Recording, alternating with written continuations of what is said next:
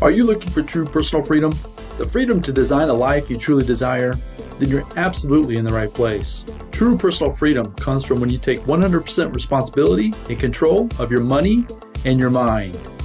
Here you're going to learn ideas, tips, and wisdom that's going to help you bridge the gap from where you are now to your dream life in the future. My name is Randy Wilson, and welcome to the Rich Mind Podcast.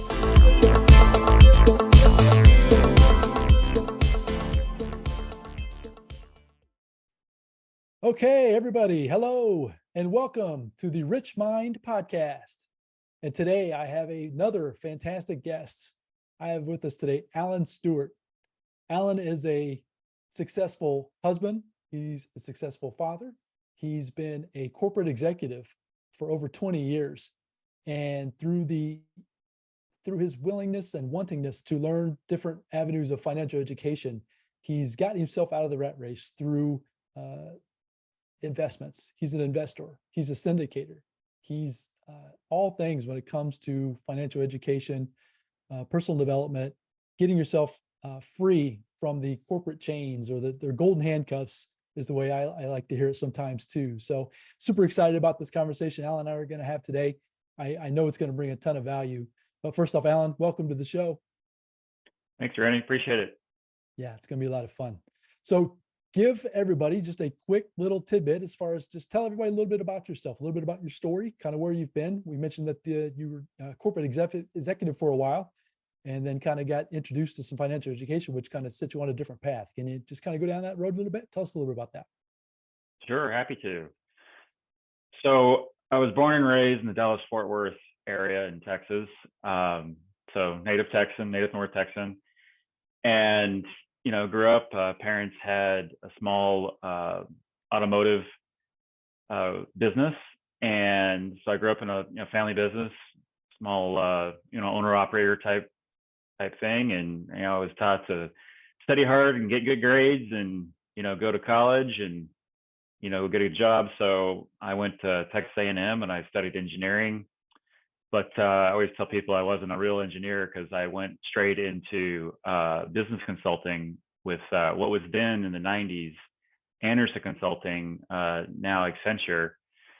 So then I had a 20-year career in that, did a lot of travel, worked with a lot of smart people, a lot of different kinds of companies, mainly Fortune 500 companies, and my job was basically to, help them either make more money, solve problems, reduce risk, reduce cost. So, just solve problems and provide solutions. So that was that. And I grew up in that career and I ended up being a managing partner. Last firm I was with are in Gartner's strategy consulting practice for a few industry verticals in the greater Texas area. So that afforded me to, like I said, meet a whole lot of really cool people in all kinds of industries. But what's really more interesting to me than all of that is, in 2001, I went to a conference and that's where I saw Robert Kiyosaki speaking. And he talked about his book, Rich Dad, Poor Dad, which had been on only a few years at that time. And instead of trading your time for money, i.e. job, invest in assets to produce cash flow. So that over time you can, improve that cash flow and then, get to the point to where you have more choices of how you spend your time. So on the personal side, I've been married a long time. I have two adult children. One's 23, about to graduate from college in May, and then the other one's 27, and he's actually getting married next month. So lots of big changes in the Stewart household. It's exciting. So in any case, that's and then I still live in the Dallas-Fort Worth area, so I definitely know that area well. And your story resonates so well with mine, and we've talked about that in the past, right? As far as our ages, our kids' ages, our length of marriage, all of those things, which is why I love having conversations with you, because not only do I learn, right, but we can relate, right? As far as the stages, it's like you're talking about marriages and things, right? It all kind of correlates with our current families and where we've been. So you had that epiphany of back in 2001 back when you were at that conference. I don't know if you made the decision at that moment that you were going to move forward with trying to figure out the passive investing or the financial education piece, or was that just kind of the spark to kind of get you started down that journey towards your financial freedom? Sure, that's a great question. Yeah, I would say spark, or I usually say it's like it was the first light bulb that went off, of starting my journey to true financial education. So it's quite interesting. Studying engineering, the closest I got to finance stuff was engineering economics. But what's funny is being a business owner and in the multifamily world is I've actually become really good at reading financial statements and accounting and marketing and and finance and all the things that I didn't study, but what Kiyosaki was talking about was not even stuff that's necessarily taught in schools, because in schools it's like I did exactly what I was taught, like study hard, get good grades, go to good college, study hard, get good grades, go get a good job, climb the corporate ladder, like but yeah, so that was the beginning. And then so 2001, much different time from today. Things like Zoom that we're talking on right now did not exist. Nothing like it had existed. The availability of information and everything is just so much more available now. So it was really more of a, where do you, it was a little more of a person to person thing. So where do you live? And now I was like, well, how do I get started in this? Because the idea was, well, I want to go get some rental houses, but I was scared, just like anybody, because it's something I didn't understand, and it takes money to do these things and do things that I'm not used to doing. So I was looking for a mentor to hold my hand, I guess, to through it. But it's like I was kind of wired this way. Is going back to consulting. It's like I was either helping clients make more money, reduce costs, or reduce risk. And so for me, it was like I was looking for that consultant or mentor to help me that had been there and done that. Well, I guess I'm a slow learner, because it took 11 years of trying this out, going to these conferences, trying things. There was a lot of fear along the way of just taking that next step. And along the way, I met a couple of gurus that turned out to be not really any substance. And so, and then I also took a turn at single family wholesaling, because I got introduced to a mentor that was doing that. And so I took a turn at that. And I would say that through that 11 years I learned a lot. I made some mistakes, but I learned a lot. And I just kept on staying engaged, just trying to find. So on the weekends, I'm always listening to, I'm sure it sounds pretty dorky, but on the weekends I'd listen to AM radio, because that's where all the investment talk shows and things would be on the weekend. And so, that's how I got the information. And then I finally got introduced to a local company that invests in rental real estate. And that's where I got introduced to multifamily. So I always thought that, some rich guy or some big corporation owns big apartment buildings. And it turns out that it's mostly owned just like people like you and I that are, pull their money together and buy an asset together. So that was kind of the journey. Again, 11 years. And so if I think back now, so that's been, I guess, 22 years since that first light bulb went off. But really in 2012, I would say that's the second light bulb of like, okay, this is really what I'm going to do makes sense. And I went all in. And so it was, early mornings, late nights, weekends, lunch, doing what I could do to, build a portfolio, and both on the active side and the passive side. And, after 6 years of that, I was able to, quote unquote, retire from my corporate executive job and do this full time. And that's now been 5 years ago. Well, 5 years coming up here in just a couple months.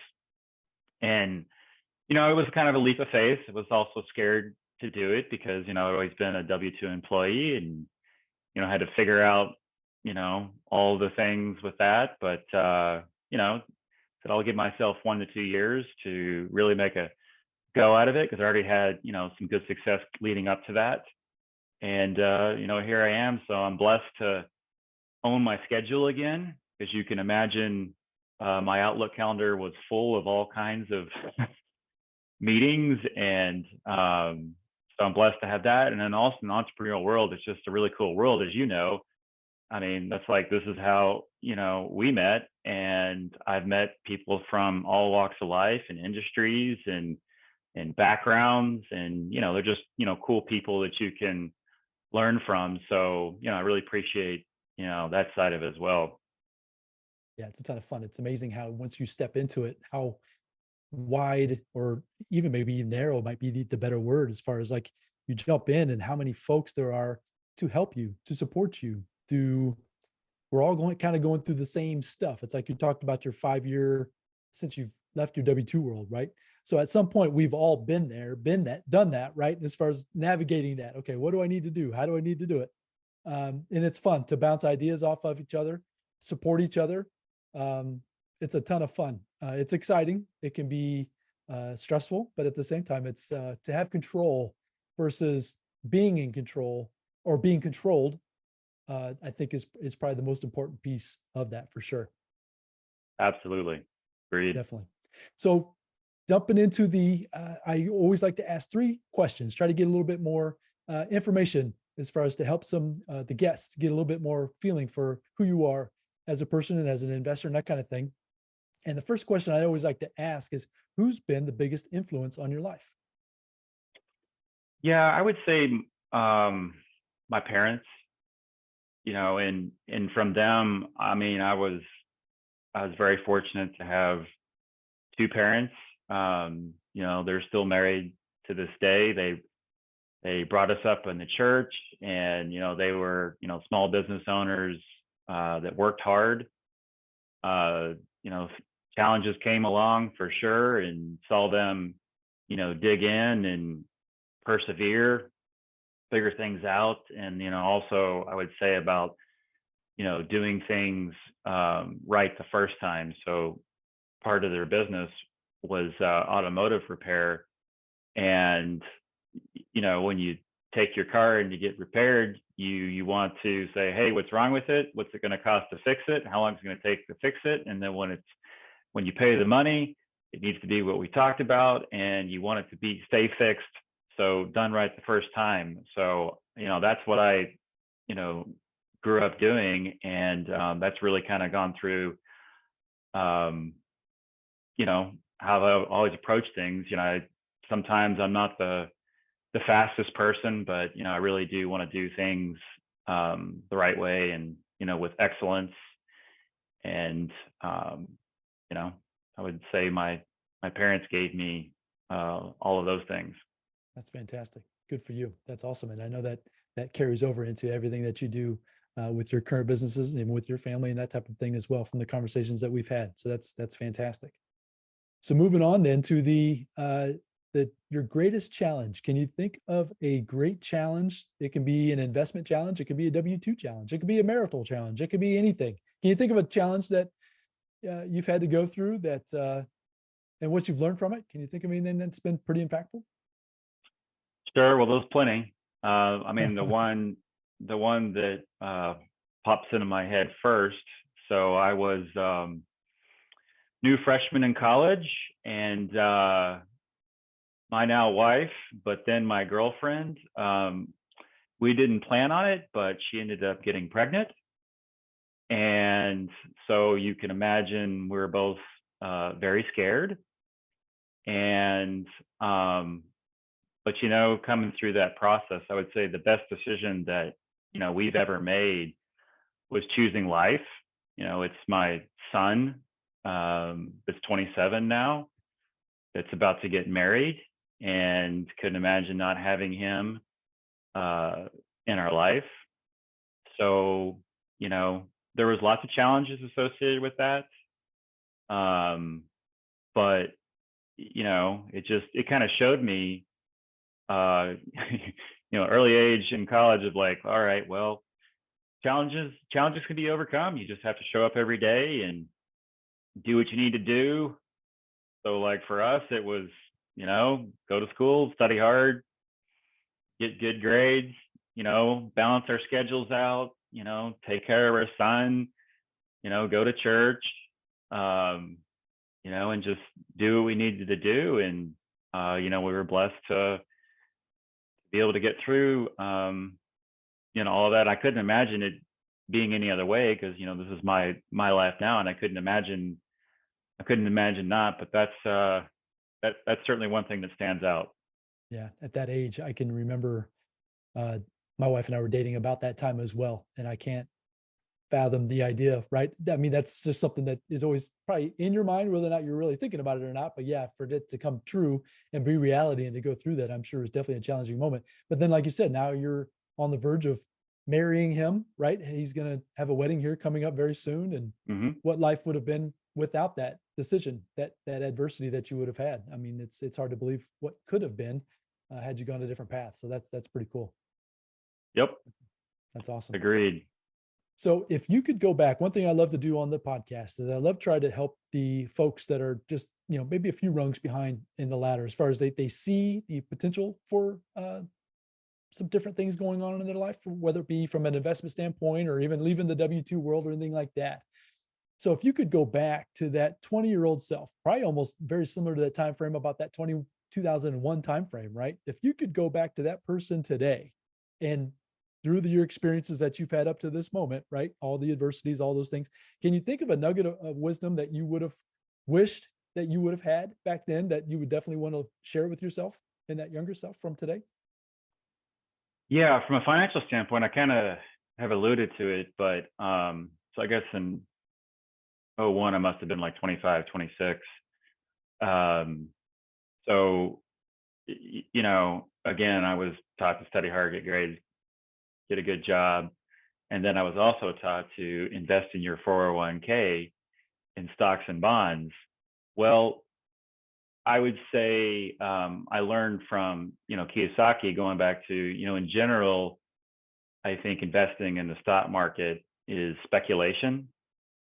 And instead, and I got hit really, really hard in my 401k, which was, all the savings I had in the world in both 2001 and 2008.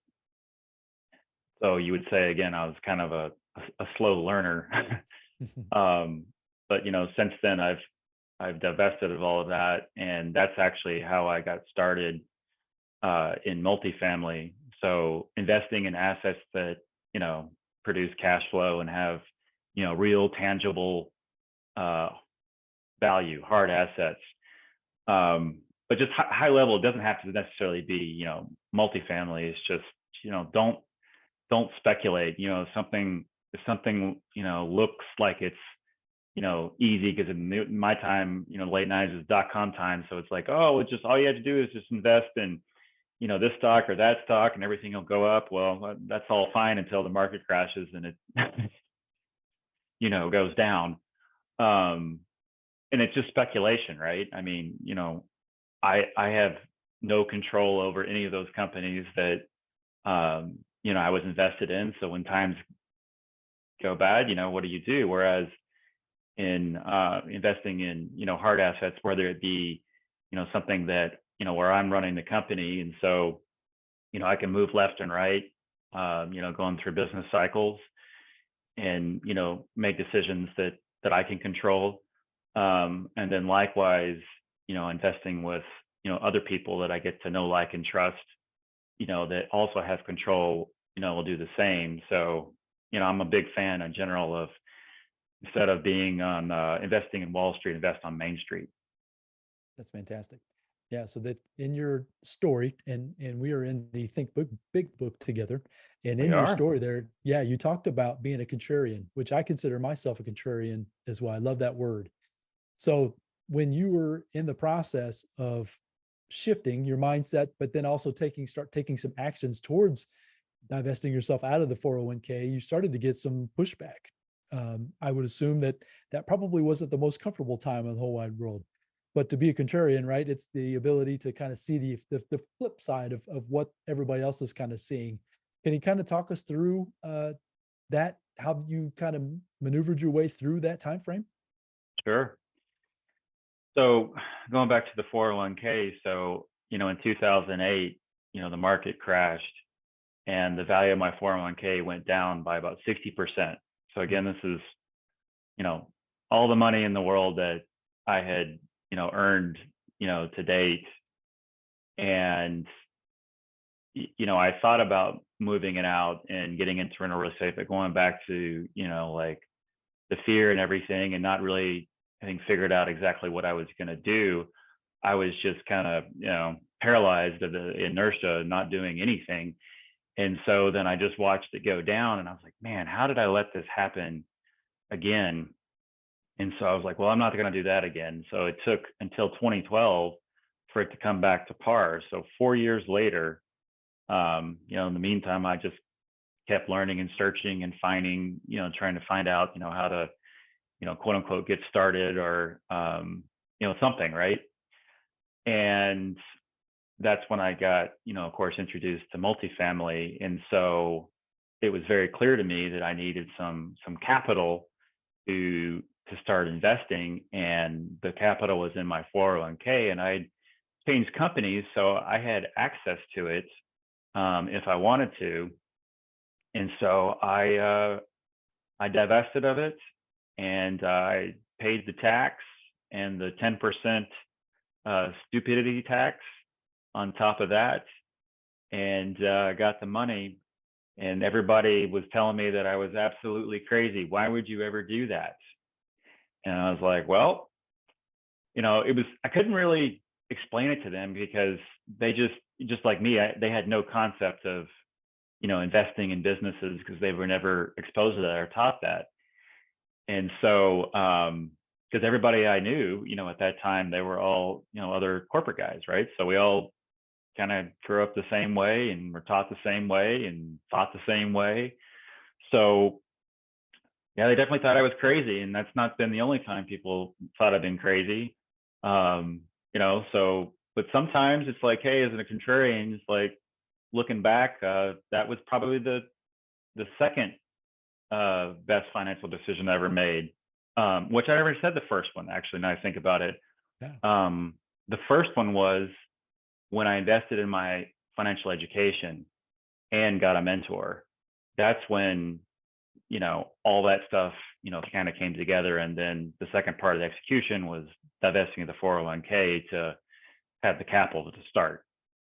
So would you claim, or would you say that the 2012 timeframe was from 2001 till 2012 was more learning on your own, but once you reached that 2012 timeframe was more of where you really started taking it seriously, that you were going to take the financial education and put it into action and then try to create a plan for yourself. Is that basically how I see the time elapse for yourself? Yeah, I would say so. I mean, I'd been interested, wanting to get started is great, but like I said, there's fear of the unknown and this and that and the other. And in 2012, a lot of time had passed, a lot more pain and battle scars in the corporate world that occurred, and just coming out of my 401k, coming back up to the value after the 2008 crash, like all this stuff, I was like, I was done. So, at that point, then I really made a decision, and more importantly, started taking action and consistent action. So, I'm a big fan of Darren Hardy, and, he talks about in his book, The Compound Effect, you can really achieve anything with just small, focused, consistent actions, on a daily basis. And that's really true, because before, it would be like, oh yeah, I'll listen to the radio on the weekend, and oh, isn't this interesting? I'm learning stuff, but I'm not doing anything about it, right? So yeah, you definitely have to make a decision, or I should say, this would be the order: invest in your education to reduce your risk and flatten your learning curve. Make a decision, and then take some action.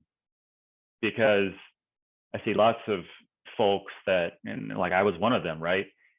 They want to learn. I love learning, but um, you have to have action in order to actually, grow businesses and run businesses. Um, so take That's some action. fantastic. Yeah, massive action, right? Got to put the information into action before it can give you some results for sure. So 2012, you have that kind of epiphany as far as you make that dedicated decision. You start taking some action. You start realizing that multifamily is probably where to be as far as if you're going to get to the level of success as far as an investor. That's where you feel, I assume, that's where you want to start your process versus doing the smaller single family route, the multiple doors, that kind of thing. Can you talk about the process of, they're almost going back to the contrarian idea, whereas you started off in that B and C class neighborhoods, I would say, right? And then also moving up into the larger, the newer, maybe would probably be the better term, into the A class. Can you talk a little bit more as far as the process for making the decision to start taking some action into your first, deal or two, and then make that progression into the as you learn, as you gain more experience, as you add it to your team, you know what I mean? The progression to get you to where that in 2017, 18-ish is when you were able to leave your W-2. Yep, sure.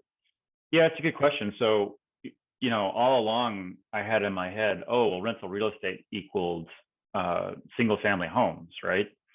Because that's all I'd ever, heard about. And then when I got exposed to multifamily, some of the things that really, really attracted me about it was that they're commercial assets. So they're valued as businesses based on how much net operating income they generate, which for people used to big companies, it's similar to EBITDA.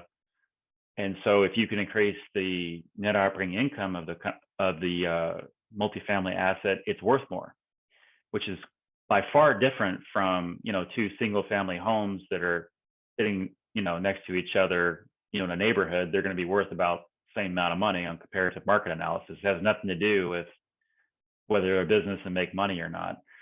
So that was really interesting because you have more control, because then you can, go in and let's say a property is distressed, from a physical side and operational side, you can go in and inject some capital, fix some things, improve operations, and through that, people, of course, are willing to pay, more in their rent for a nicer, safer place to live. So, it's a win-win, from that perspective. And then on the lending side, since they're also commercial properties, commercial loans, and so that's the other thing I found really interesting is it's mainly underwritten based on the property as a business. It's not so much about me as a guarantor, signing on it like a recourse loan, like a regular mortgage or a car loan. When you do that, it's based on, well, what is your income and what is your credit, right? Well, it's not that those things aren't important, but the most important thing is is the property stabilized? So as a business, is it stabilized, and is it making money, and there's an opportunity to have that property make more money. And then the last thing is, on the leverage side is, getting introduced the idea of syndication or group purchases, where you can pool people's money together and go buy a larger asset than you could have normally. So instead of thinking about a single family home, the first property that I actually invested in was a 77 unit property. Invested that as a limited partner, and then later, well, within that year, then did more and more investments. That was a 116 unit property, and then my first deal as a general partner, deal sponsor, or lead investor, whichever term you want to call it, but the one actively putting things together and running it. So that was a 38 unit property, and then from there, fast forward, and those were all B and C value add. So I think properties C-class properties, maybe built in the 60s and 70s, maybe in, a little bit more working class, workforce housing type neighborhoods, and B, maybe built in the 80s, could be some 70s, could be a little in the 90s. So a little newer, a little bit nicer, and maybe the neighborhood's a little bit nicer. And then, A-class properties, generally speaking, it's going to be, the newest properties, and they're going to be in, nice areas. So I went through that whole progression, and, from that first deal that was, 900,000, total to buy, it was, I lovingly would say it was, a beautiful 1963 piece of crap. And, we bought it for 13,000 a door and put Humpty Dumpty back together again. And, we did a great job, and, we did really, really well on that in a relatively, short period of time. But, fast forward, as cap rates had compressed across asset classes, and cap rate's just a industry term that has something to do with valuation in multifamily. But basically, just think about, they're all businesses. So if I'm buying a business for $100, per foot, right? Well, I'm just gonna do I'm making this up, but for the same $100 per foot, you'd probably rather buy a newer, nicer asset than an older, less nice asset. Well, when the cap rates compressed, that's kind of what was happening. You're paying the relative same price per pound for older properties as newer properties. Now, the barrier to entry is much higher, but so, I looked at that and I was like, well, I'd really like to move up to that. And also, instead of, putting Humpty Dumpty back together again and, holding things for, 3 to 5 years, now when we look at an asset, it's, we look at things, ideally, we see it as a legacy asset, something we could hold for a long period of time, being, 10 plus years. And instead of selling it and, paying the capital gains or tax on that, refinance it, multiple times, over time, to where, the idea would be is we increase the income on the property, so the property is worth more. We do a refinance because of that. The value of the property is higher. We can get a cash out refinance, ideally, and put some of the capital back in the property to take care of it, and then the rest of it distribute, to our investors. And so, ideally, we're doing that a couple of times over a 10-year period. Bring our basis, from what we invested into it to down to zero or below zero. So now we basically own the property without having any money in it. So our risk is tremendously reduced. Those cash out refinances, the money that came out there as loan money, so it's not taxable. So it's not a tax event. So we're reducing our risk over time in really high quality assets, increasing our cash flow over time in really high quality assets. And then those distributions from those refinances, we and our investors can take that money and go invest it in other properties. So we really get to the, infinite return model, which, I definitely can't take credit for coming up with this. The other thing was, as I was in the industry longer, I saw people that were doing this 20, 30, 40 years or longer, and that's what they would do. They would buy, good quality assets in good quality areas and just take care of them and keep refinancing them. And they've owned these properties for decades. And so it's a proven model. And I was like, well, again, I guess I'm a slow learner, but I'm glad that my eyes got open to that as well. And none of this happens like quickly, but once you've been into it for say 5+ years, it starts getting a lot more interesting. For sure. And so you threw around some terms there, and that was a great explanation of a lot of things there. I just want to kind of plug a few holes possibly for the listener that might not have caught some of the things you were talking about. But as far as the commercial versus residential, that residential 1 to 5, right, is different than the commercial. So once you step up into that 6 unit or more, it becomes a commercial, which then the financing is based on the property itself, not necessarily you as an individual, which completely changes the game in terms of how you look at the numbers, how you evaluate the deals, that's for another date. I just wanted to make sure that I pointed that out one more time because you did say that. And that's super, super important. So that can be multifamily properties. That could be a commercial property as far as a industrial property. It can be, we were actually in the process of looking at a wedding venue space that was going to be considered a commercial property. So it's the business that's underlying the property is the most important part. Now, yes, my wife and I, or you, or whoever's going to be the operator, needs to bring some value to operate that business, right? But at the end of the day, the financing piece is based on the operation of the business itself. So that's fantastic. And then you talked about cap rates, right? So capitalization rates, and we won't get into a lot of that here, but you're talking about those are being compressed.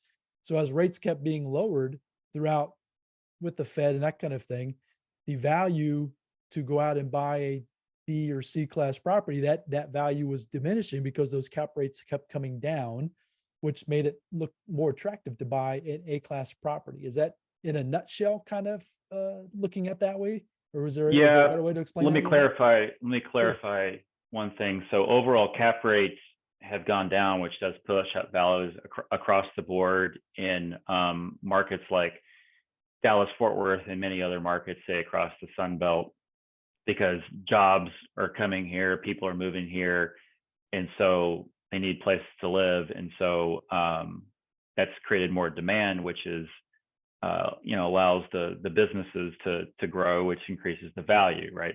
So that's kind of across the board. But between the asset classes, so instead of say make something up, 10 years ago, a C class in DFW might have been an 8 to 9 cap rate, and an A class, a 4 to 5.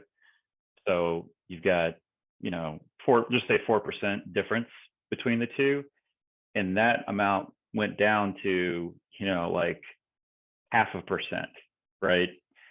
So there you just didn't have the ability to buy the older, lower quality properties at a much bigger discount as compared to A class. That shrunk down. Does that make sense? Yes, it does. It does. Absolutely. So I appreciate you clarifying that even a little bit more. So with that said, so then you saw that compression taking place, and you went out and actually within the last, is it been the last 12 months, maybe 18 months or so, that you've went out there and through as far as syndication and that type of thing, acquired a beautiful property. I want to talk a little bit about that if we can, about the property that you acquired there in that DFW area, and kind of what you saw, what you put a lot of time and care into really bringing that property even more value than what was when you first bought it. So we've had a conversation about that. Is there any way you can and tell us a little bit about how you? So it's the evolution of the 2012 when you discovered all this, right? 2000 and as you kept going, and now we're to the point where you've now through some help with some partners and some teammates and that type of thing, have acquired this beautiful property that I've seen pictures of, folks, and it's a beautiful, beautiful place that I would love for you to kind of just touch base a little bit more about that and how that has evolved. Sure, be happy to. Yeah, so once I talked about kind of the mindset of like, okay, I'm changing focus a little bit, still in multifamily, but I'm gonna go after A class deals, which was different from all of my peers, going back to kind of the contrarian view, but not different from the people, as I mentioned, that have been doing it a long time, right? So we were able to develop some good relationships with the brokers, and we bought an asset that was built in 2016, podium style build in uptown Dallas, right off 75, which is a really nice area of Dallas. A lot of people, they want to live there. There's a lot of walkability in that area. So 179 units, 6-story, mid-rise. And so, you look at the building. I remember I was across the street before we were buying it with a group of folks. We were kind of having an educational event. And I was like, looking at the property, I'm like, hey, does that look like a value add deal to you? And everybody was like, no. I'm like, that's absolutely a value add deal. And I'll tell you why. It's a beautiful asset already, but there was a lot of new deliveries in this submarket over the last 3 years. And so there have been a lot of concessions, which have kept rental rates down. And we had just come out of that, and we saw that. And so there was a big opportunity to push the rents in that building. And so that's why we liked it. And then as we were looking at it, we're like, well, okay, it is time to paint the stucco, which is more of a, we just need to do it to care for the building, right? But while we're doing that, we engaged with a designer and an artist, and we're like, hey, we'd really like to, do some kind of big mural in the building to make it stand out. So instead of it being just another A-class building, in Dallas, it becomes, one of Dallas's newest landmarks, right? Iconic landmarks. That was the idea. And that, people would be attracted to it, and, kind of having this whole idea of a, boutique hotel feel to it. And so, we did that, and there's a 6-story, really cool geometric mural there. And we have the same elements that come inside. And so you can see this mural off of 75 easily, both in day, but then at night we lined it out with some blue LED perimeter lighting, and then some up and down lights. And so, I mean, it's really cool.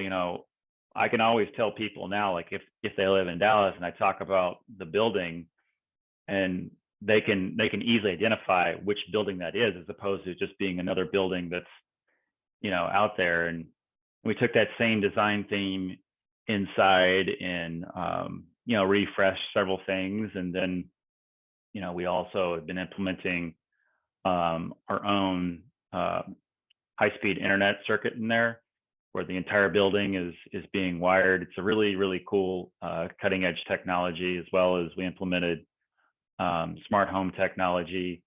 So from a resident perspective, it's all keyless, and they have a smart thermostat, but then they can also add smart plugs if they want, or smart blinds, or any of that stuff that they want. But then we also put leak detectors in the wet areas, which is more of for protecting the asset standpoint, because you think you got a 6-story building and water starts in the 6th floor, nobody's home, it could cause a lot of damage, just keep going down. And so we've actually already been able to stop some leaks and things that say a toilet overflowed, or a washing machine overflowed, or backed up or something like that. We're able to turn it off immediately before damage happens. So but all of that together, again, you look at the building and you're like, oh wow, it's a beautiful asset, what could you possibly do to this thing?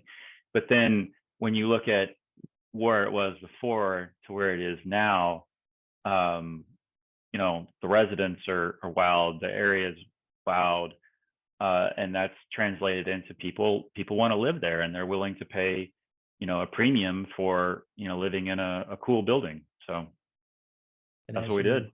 Increase the value, the net operating income, right? The value of the property based on that cap rate then increases in value, right? Hence, right. And then we go back to rinse and repeat, a potential cash out refinance in the future, or whatever you decide, right? Because you're in control. You decide how to allocate the assets and the asset itself, right? And that's where it really becomes fun. So good for you. I've seen pictures of it. I have not seen it in person, and I look forward to potentially seeing it in person sometime soon. But I just wanted to have you describe that, because it's, from the pictures that I've seen, it's absolutely gorgeous. So good for you to have done that. So Alan, this has been a super valuable conversation. I knew that it would be. I love the terminology that we're kind of throwing around. It's probably a little bit more detailed maybe than some of the guests that I've had on in the past, but I love talking about it. I love trying to get people to understand how to take that financial education and then putting it into action to get some results, exactly what you've done yourself.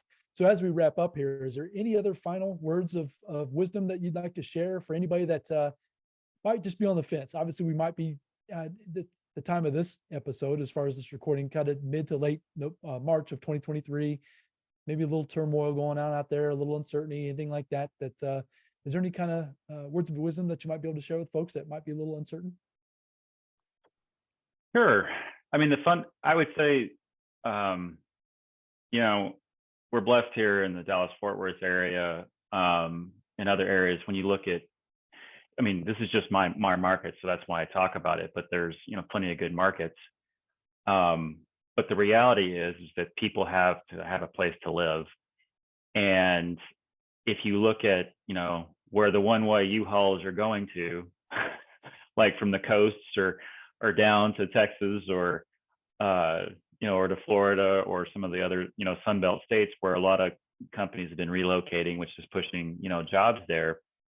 That job growth is really what, creates housing demand, which creates, need for what we provide. And so, because of that, it's become even more evident to really pay attention to the market that you're in, and you can invest in a market that's not necessarily the market that you live in. Just because you live there doesn't mean it's a good market, right? Because there could be better markets, and that's kind of the power of, investing as a passive investor with somebody that's, kind of, doing all the work. So, yeah, I mean, it's good to be cognizant of what's going out there, but if you're paying attention to the fundamentals, is it a good area? Do we have, good demographics? Is it a business friendly state? And just doing good due diligence and underwriting. As an operator, there's always deals to be had. As long as the seller is willing to sell at a price that makes sense. And so if it doesn't, that's when you have to, pass and move on. But high level, I'm just like, anybody else. And I've said it, but I'll reiterate it, whatever it is that you think you might like to do, I would just encourage you to invest in your education. If there's a cost to that education, if it's going to reduce your risk and your learning curve and help you avoid making some mistakes, I would highly recommend that. And then, once you're informed, make a decision, and then just start taking consistent action. It's much better to take, 30 minutes, an hour a day of consistent action on a goal than, like, oh, I've got to use an analogy. I've got a novel and I'm going to sit down and I'm going to read, the whole thing in, one weekend, or end up reading half of it and put it away for 3 months and come back to it. That's not going to be nearly as effective. So that's what I say. Just get out there and go make it happen. That's awesome. That's awesome. Well, folks want to learn more about Alan as far as any resources that you might have, want to just learn more about you, right? As far as what you have to offer. I know you're always potentially looking for new deals out there in the marketplace. What is the best place for people to reach out to you or to learn more about you, Alan? Sure. Probably the easiest thing would just be to go to alanstewart.com, and that's ALANSTEWART.com. And that actually forward to my business page with my business partner. And, we have some resources and things on there. And, we also have a YouTube channel that's connected there. You can learn a little bit more of, what we do. But that'd be, the best way. And then also email would just be info@alanstewart.com. Fantastic. Well, folks, this has been a episode that's been full of wisdom, full of nuggets. If you're interested in looking into getting into the investment space, real estate space, the multifamily space, Alan's the go-to guy. He's become a great friend of mine. These conversations, we have them anytime we get, right? We have an opportunity possibly to get together every, 2 or 3 times a year. And we always have fun having these conversations. And it's just a wealth of knowledge. I encourage you, go out there, get out and find Alan, look for Alan on the internet, get a hold of his resources, start your education process if you haven't already. Start taking some dedicated action on a daily, consistent basis. And who knows, you might be right where he is sitting today. So Alan, I appreciate your time today. It's been a lot of fun. Look forward to connecting with you again real soon. Sounds good. Thanks, Randy. Thanks for having me. Appreciate it. Yes. And folks, we'll connect with you again here real soon. Until the next episode, bye now.